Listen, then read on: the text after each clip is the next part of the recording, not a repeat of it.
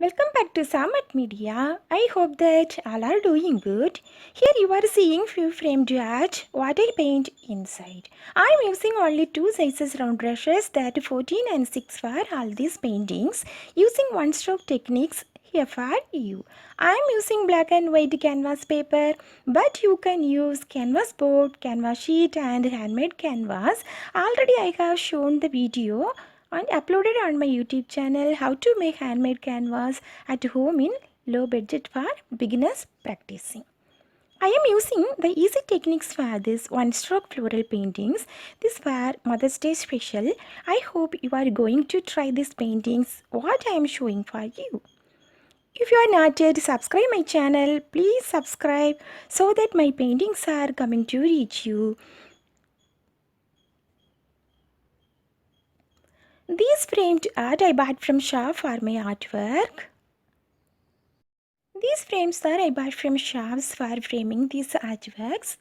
In this painting, I am probably using the acrylic colors are sap green, brilliant yellow, green, scarlet lake, Persian blue, titanium white, crimson lake, lemon yellow and violet for these paintings.